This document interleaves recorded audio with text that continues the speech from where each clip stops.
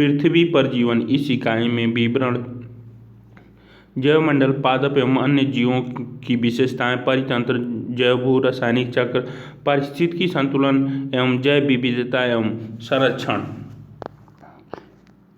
पृथ्वी पर जीवन। पृथ्वी पर जीवन इस पुस्तक के विभिन्न अध्यायों से अब तक आप पर्यावरण के 3 मुख्य परिमंडल, स्थलमंडल, जैवमंडल, वायुमंडल के विषयों में जान चुके हैं। आप जानते हैं कि पृथ्वी पर रहने वाले सभी जीवधारी जो मिलकर जैवमंडल बायोस्फीयर बनाते हैं, ये पर्यावरण के एक के दूसरे मंडल के साथ पारस्परिक क्रिया करते हैं।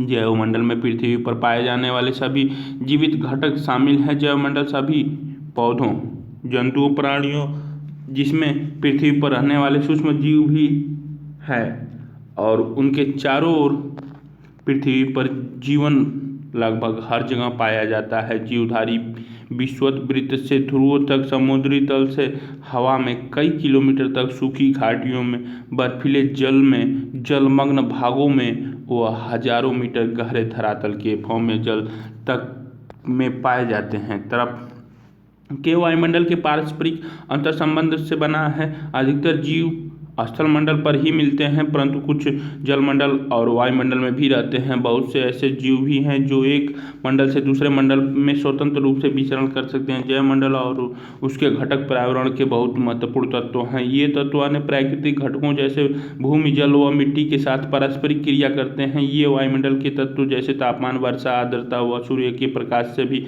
प्रभावित होते हैं। जैविक घटकों का वायु, भूमि व जल के साथ पारस्परिक आदान प्रदान जीवों के जीवित रहने, बढ़ने व विकसित होने में सहायक होता है। समाचार पत्रों व पत्रिकाओं में आप पारिस्थितिकी व पर्यावरण संबंधी समस्याओं के विषय में पढ़ते होंगे। क्या आपने कभी सोचा कि इकोलॉजी या पारिस्थितिकी क्या है? जैसा कि आप जानते हैं, पर्यावरण जैविक व अजैविक तत्वों के मेल से बना है। यह जानना अत्यंत रोचक है कि संतुलन के लिए विभिन्न जीवधारियों का होना और बने रहना क्यों आवश्यक है। इस संतुलन के बने रहने के लिए भी विविध प्राणियों जीवधारियों का एक विशेष अनुपात में रहना आवश्यक है, जिससे जैविक व अजैविक तत्वों के स्वस्थ अंतःक्रिया जारी रहे। पारिस्थितिकी प्रमुख रूप से जीवधारियों के जन्म, विकास, वितरण, प्रवृत्ति व उनके प्रतिकूल अवस्थाओं में भी जीवित रहने से संबंधित है। पारिस्थितिकी केवल जीवधारियों और उनके आपस में संबंध का ही अध्ययन नहीं है।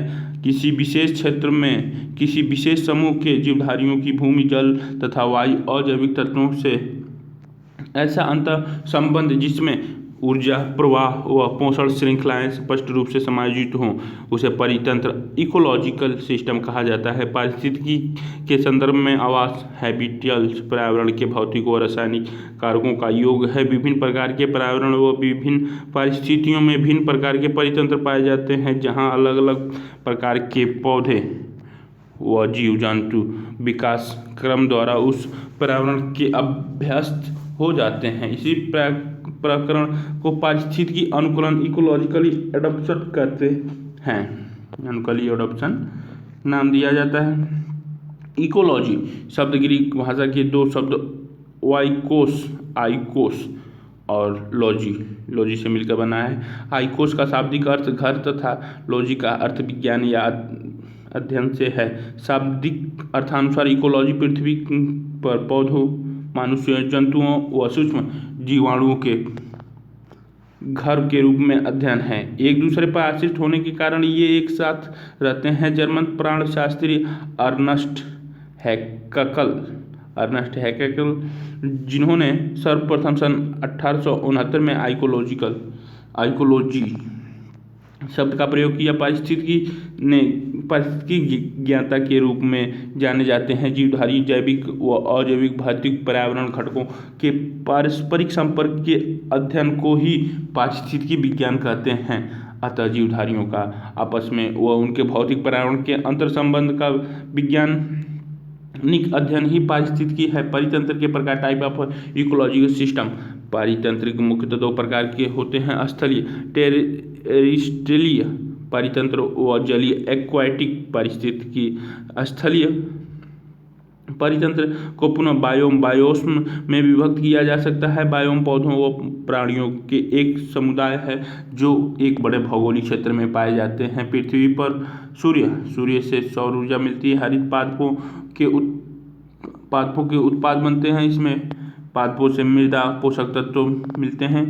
और इधर प्राथमिक उपभोक्ता जो शाकाहारी होते हैं उससे मृतक अवशेष मिलते हैं जो अपघटन हो जाते हैं। अपघटन यहाँ से हो गए।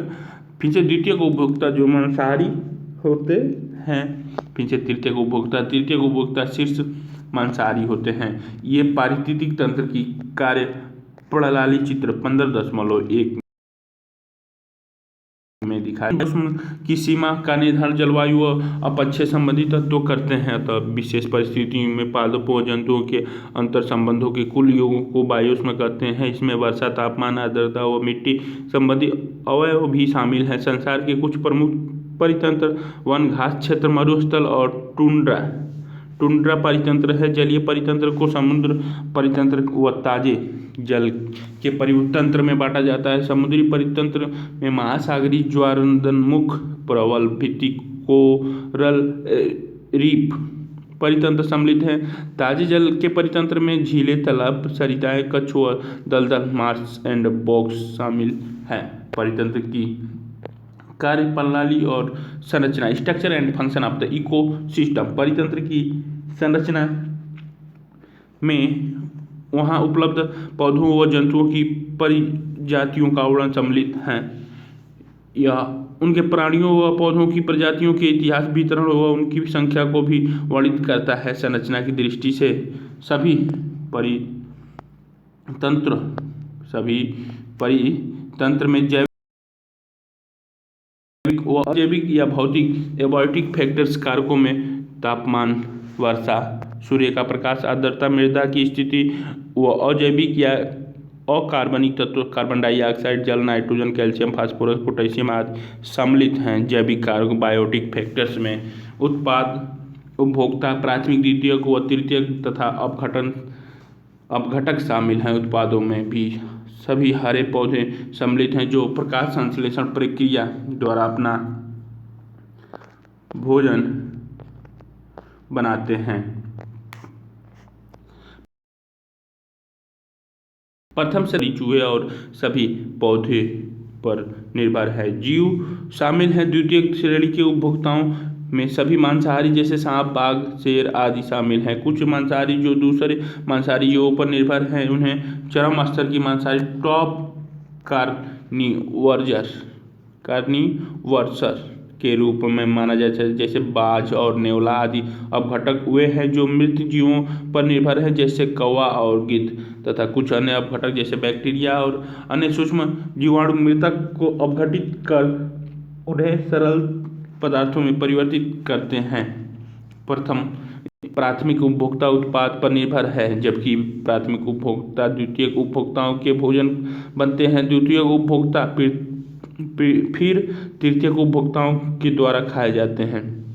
अपघटक प्रत्येक स्तर पर मृतकों पर निर्भर होते हैं। ये अपघटक इन्हीं मृतकों को विभिन्न पदार्थों जैसे कार्बनिक व अकार्बनिक अयवों और मिट्टी की उर्वरता के लिए पोषक तत्वों में परिवर्तित कर देते हैं। परितंत्र के जीवाणु एक खाद्य श्रृंखला से परस्पर जुड़े हुए हैं। उदाहरण के लिए पौधों पर जीवित रहने वाले एक कीड़ा बीटल एक मेढक का भोजन है, जो मेढक सांप का भोजन है, और सांप एक बाज द्वारा खा लिया जाता है। यह खाद्य क्रम और इस क्रम से एक स्तर से दूसरे स्तर पर ऊर्जा प्रवाह ही खाद्य श्रृंखला फूड चेन कहलाती है। खाद्य श्रृंखला की प्रक्रिया में एक स्तर से दूसरे स्तर पर ऊर्जा के रूपांतरण को ऊर्जा प्रवाह फ्लो ऑफ एनर्जी कहते हैं। खाद्य श्रृंखलाएं पृथ्वी अनुक्रम न होकर एक दूसरे से जुड़ी होती हैं। उदाहरणतः एक चूहा जो अन्न पर निर्भर है वह अनेक द्वितीयक उपभोक्ताओं का भोजन है, और तृतीयक मांसाहारी अनेक द्वितीयक जीवों से अपने भोजन की पूर्ति करते हैं। इसी प्रकार प्रत्येक मांसाहारी जीव एक से अधिक प्रकार के शिकार पर निर्भर है। परिणाम स्वरूप खाद्य श्रृंखला आसपास में एक दूसरे से जुड़ी हुई है। प्रजातियों के इस प्रकार जुड़े होने अर्थात जीवों की खाद्य श्रृंखलाओं के विकल्प उपलब्ध होने पर को खाद्य जाल फूड वेब कहा जाता है। फूड वेब कहा जाता है।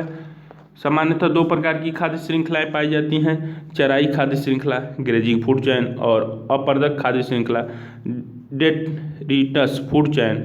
चराई खाद्य श्रृंखला पौधों उत्पादों से आरंभ होकर मांसाहारी तृतीयक उपभोक्ता तक जाती हैं, जिसमें शाकाहारी मध्यम स्तर पर हैं। हर स्तर पर ऊर्जा का ह्रास होता है, जिसमें शोषण, उत्सर्जन व विघटन प्रक्रियाएं सम्मिलित हैं। खाद्य श्रृंखला में 3 से 5 स्तर होते हैं और हर स्तर पर ऊर्जा कम होती जाती है। अपरदक खाद्य श्रृंखला चराई खाद्य श्रृंखला से प्राप्त मृतक पदार्थों पर निर्भर हैं और इसमें कार्बनिक पदार्थों का अपघटन सम्मिलित है। बायोम के प्रकार टाइप ऑफ बायोम, उसमें पिछले अध्ययन से आप जान गए हैं कि बायोम का अर्थ क्या है। आओ अब संसार के कुछ प्रमुख बायोम पहचानें और उन्हें रेखांकित करें। संसार के 5 प्रमुख बायोम इस प्रकार हैं: वन बायोम, मरुस्थलीय बायोम, घास भूमि बायोम, जलीय बायोम और उच्च प्रदेशीय बायोम। इनकी विशेषताओं का विस्तार पूर्वक वर्णन सारणी 15.1 में वर्णित है। जैव भू रासायनिक चक्र जियोकेमिकल साइकिल सूर्य ऊर्जा का मूल स्रोत है, जिस पर संपूर्ण जीवन निर्भर है।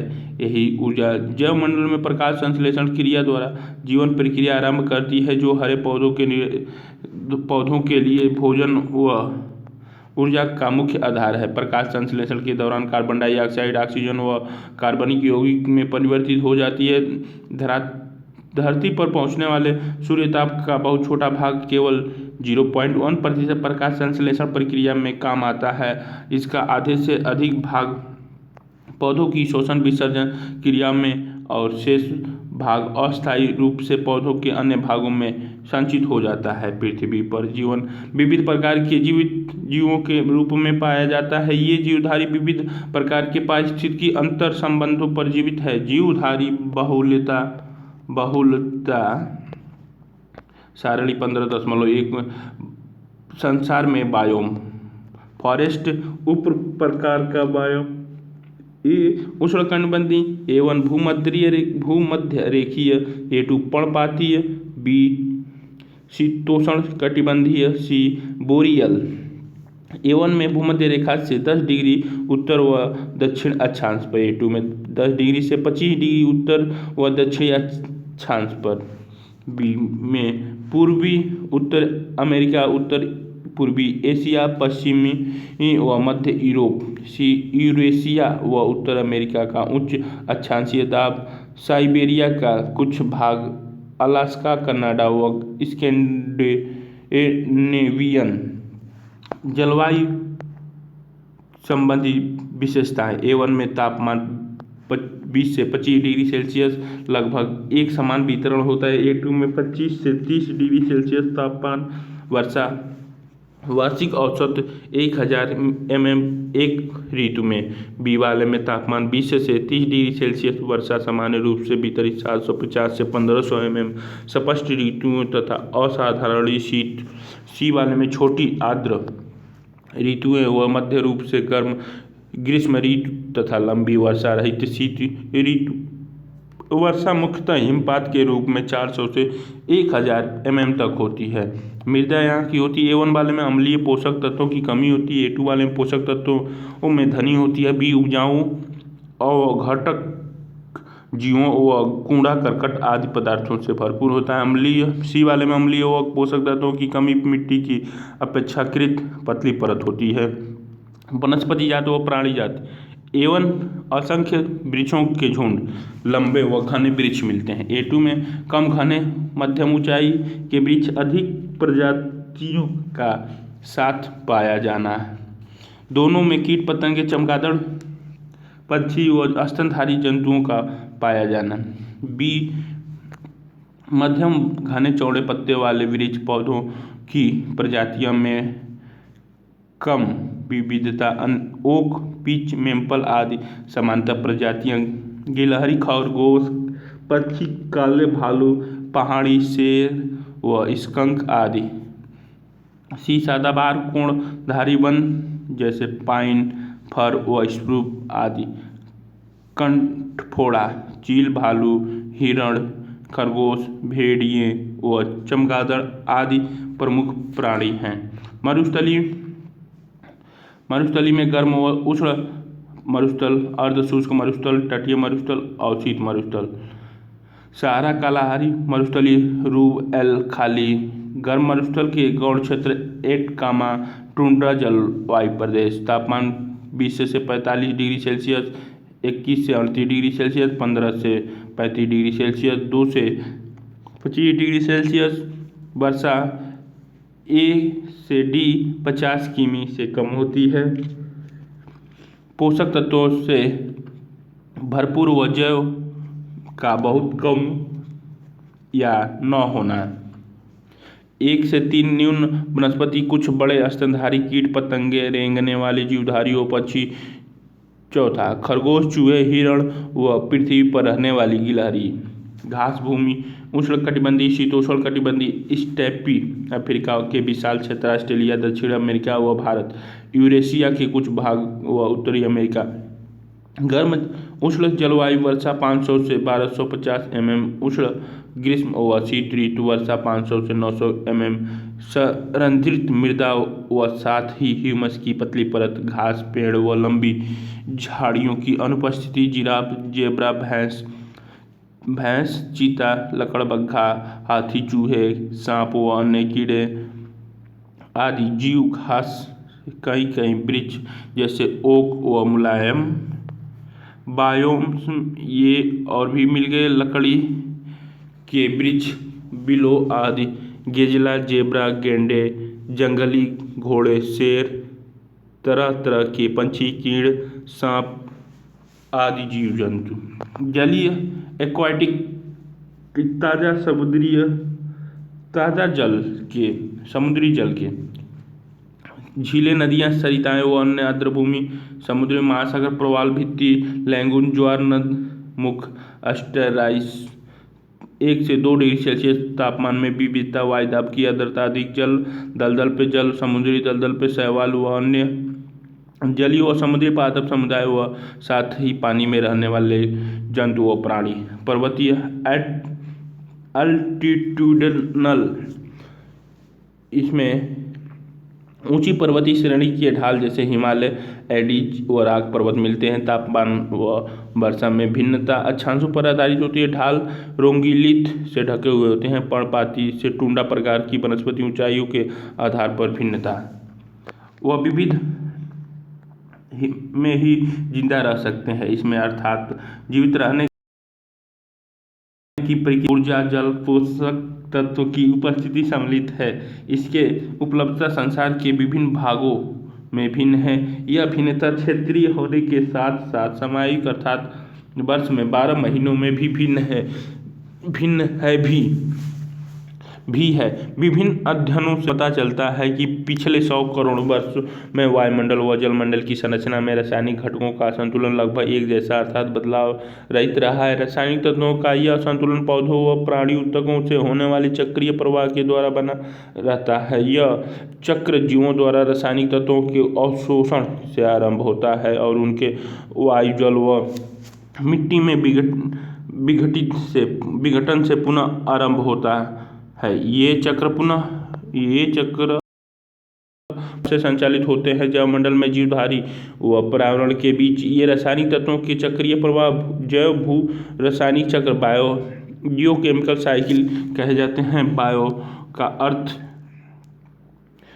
है जीव तथा जियो का तात्पर्य है पृथ्वी पर उपजी चट्टान, मिट्टी, वायु व जल से है। जैव भू रासायनिक चक्र 2 प्रकार के हैं, एक गैसियस साइकिल और दूसरा तलछटी सेडिमेंट्री साइकिल।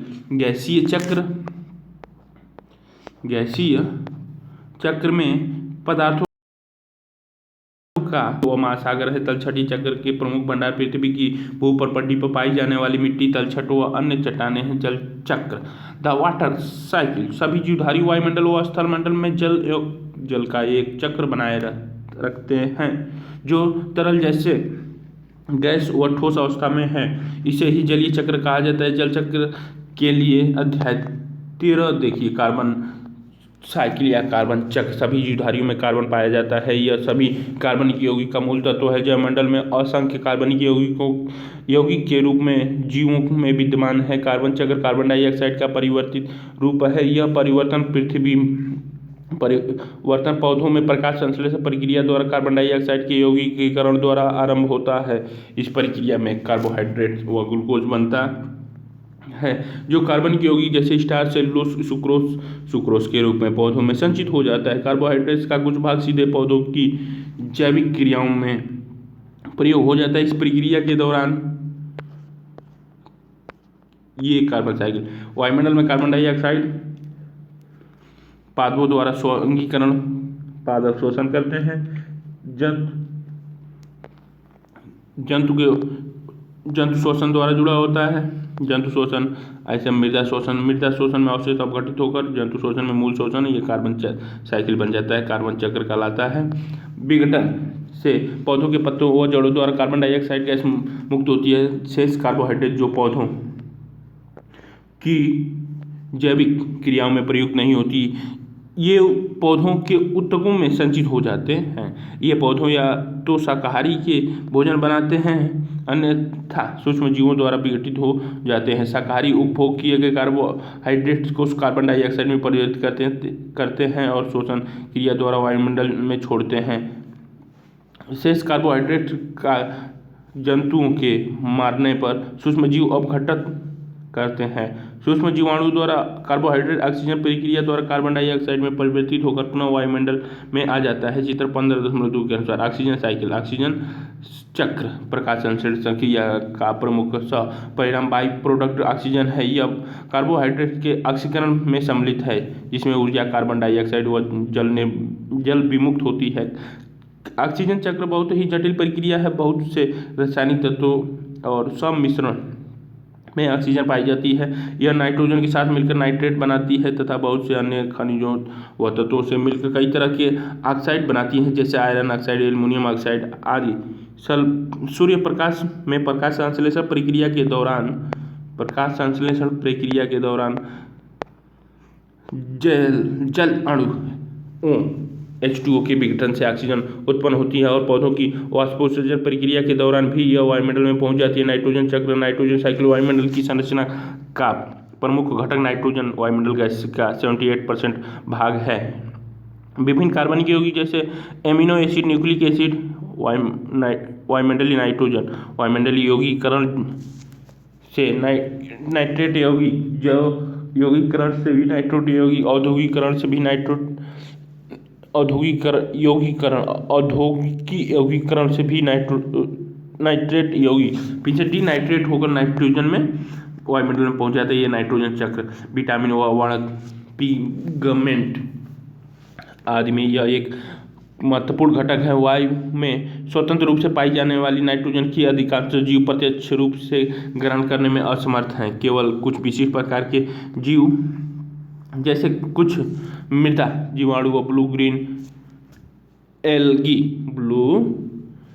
ग्रीन एल्गी ही इसके प्रत्यक्ष गैसीय रूप से ग्रहण करने में सक्षम है। सामान्यतः नाइट्रोजन यौगिकीकरण फिक्सिटेशंस द्वारा ही प्रयोग में लाई जाती है। नाइट्रोजन का लगभग 90% भाग जैविक बायोलॉजिकल है अर्थात जीव ही ग्रहण कर सकते हैं।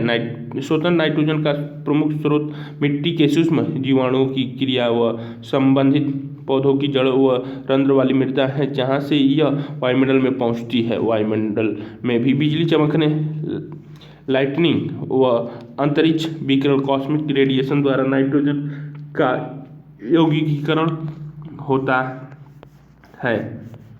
महासागरों में कुछ समुद्री जीव भी इसका यौगिकीकरण करते हैं। वायुमंडल नाइट्रोजन के इस तरह यौगिक रूप में उपलब्ध होने पर हरे पौधों में इसका स्वांगीकरण नाइट्रोजन एसिमिलेशन होता है। शाकाहारी जंतुओं द्वारा इन पौधों के खाने पर इसका नाइट्रोजन कुछ भाग उनमें चला जाता है। फिर मृत पौधों व जानवरों के नाइट्रोजनी अपशिष्ट एक्सक्रीशंस में नाइट्रोजनियस वेस्टेज मिट्टी में उपस्थित बैक्टीरिया द्वारा नाइट्राइट में परिवर्तित हो जाते हैं। कुछ जीवाणु नाइट्राइट को नाइट्रेट में परिवर्तित करने में सक्षम होते हैं। वह पुनः हरे पौधों द्वारा नाइट्रोजन यौगिकीकरण हो जाता है। कुछ अन्य प्रकार के जीवाणु इन नाइट्रेटों को पुनः स्वतंत्र नाइट्रोजन में परिवर्तित करने में सक्षम होते हैं और इस प्रक्रिया को डीनाइट्रिफिकेशन कहा जाता है। चित्र 15.3 अन्य खनिज चक्र अदर मिनरल साइकिल। जैव मंडल में मुख्य भू रासायनिक तत्व कार्बन, ऑक्सीजन, नाइट्रोजन तथा हाइड्रोजन के अतिरिक्त पौधों व प्राणियों जीवन के लिए अत्यधिक महत्व के बहुत से अन्य खनिज मिलते हैं। जीवधारियों के लिए आवश्यक ये खनिज पदार्थ प्राथमिक तौर पर अकार्बनिक रूप से मिलते हैं, जैसे फास्फोरस, सल्फर, कैल्शियम और पोटेशियम। प्रायः ये घुलनशील लवणों के रूप में मिट्टी या झील में अथवा नदियों व समुद्री जल में पाए जाते हैं। जब घुलनशील लवण जल चक्र में सम्मिलित हो जाते हैं तब ये अपक्षय प्रक्रिया द्वारा पृथ्वी की प्रपटी पर और फिर बाद में समुद्र तक पहुंच जाते हैं। अन्य लवण तलछट के रूप में धरातल पर पहुंचते हैं और फिर अपक्षय से चक्र में शामिल हो जाते हैं। सभी जीवधारी अपने पर्यावरण में घुलनशील अवस्था में उपस्थित खनिज लवणों से ही अपनी खनिजों की आवश्यकता को पूरा करते हैं। कुछ अन्य जंतु पौधों व प्राणियों के भक्षण से इन खनिजों को प्राप्त करते हैं। जीवधारियों की मृत्यु के बाद ये खनिज अपघटित व प्रवाहित होकर मिट्टी व जल में मिल जाते हैं। पारिस्थितिकी संतुलन, इकोलॉजिकल बैलेंस। किसी परितंत्र या आवास में जीवों के समुदाय में परस्पर गति साम्य की अवस्था ही पारिस्थितिकी संतुलन है। यह तभी संभव है जब जीवधारियों की विविधता अपेक्षाकृत अस्थायी रहे, क्रमशः परिवर्तन भी हो, लेकिन ऐसा प्राकृतिक अनुकरण नेचुरल सक्सीजन के द्वारा ही होता है। इसे परितंत्र में हर प्रजाति की संख्या के एक अस्थायी संतुलन के रूप में भी वर्णित किया जा सकता है। यह संतुलन निश्चित प्रजातियों में प्रतिस्पर्धा व आपसी सहयोग से होता है। कुछ प्रजातियों के जिंदा रहने के संघर्ष से भी पर्यावरण संतुलन प्राप्त किया जाता है। संतुलन इस बात पर भी निर्भर करता है कि कुछ प्रजाति अपने भोजन व जीवित रहने के लिए दूसरी प्रजातियों पर निर्भर रहती हैं, जिससे प्रजातियों की संख्या निश्चित रहती है और संतुलन बना रहता है। इसके उदाहरण विशाल घास के मैदानों में मिलते हैं, जहाँ शाकाहारी जंतु हिरण, जेब्रा व भैंस आदि अत्यधिक संख्या में होते हैं। दूसरी तरफ मांसाहारी बाघ, शेर आदि अधिक नहीं होते और शाकाहारी के शिकार पर निर्भर होते हैं, अतः इनकी संख्या नियंत्रित रहती है। पौधों की पारिस्थितिकी संतुलन में बदलाव के कारण ही, जैसे वनों की प्रारंभिक प्रजातियों में कोई व्यवधान, जैसे स्थानांतरित कृषि में वनों को साफ करने से प्रजातियों के वितरण में बदलाव आता है। यह परिवर्तन प्रतिस्पर्धा के कारण है, जहाँ द्वितीयक वन प्रजातियों जैसे घास, बांस और चीड़ आदि के वृक्ष प्रारंभिक प्रजातियों के स्थान पर उगते हैं और प्रारंभिक ओरिजिनल वनों की संरचना को बदल देते हैं। यही अनुक्रमण सक्सीजन कहलाता है। पारिस्थितिकी संतुलन के कारण नई प्रजातियों का आगमन प्राकृतिक विपदाएं और मानव जनित कारक भी है। मनुष्य के हस्तक्षेप से पादपों समुदाय का संतुलन प्रभावित होता है, जो अंततः पूरे परितंत्र के संतुलन को प्रभावित करता है। इस असंतुलन से कई अन्य द्वितीय अनुकरण आते हैं। प्राकृतिक संसाधनों पर जनसंख्या दबाव से भी पारिस्थितिकी बहुत प्रभावित हुई है। इसने पर्यावरण के वास्तविक रूप को लगभग नष्ट कर दिया है और सामान्य पर्यावरण पर भी बुरा प्रभाव डाला है। पर्यावरण असंतुलन से ही प्राकृतिक आपदाएं जैसे बाढ़, भूकंप, बीमारी और कई जलवायु संबंधी परिवर्तन होते हैं।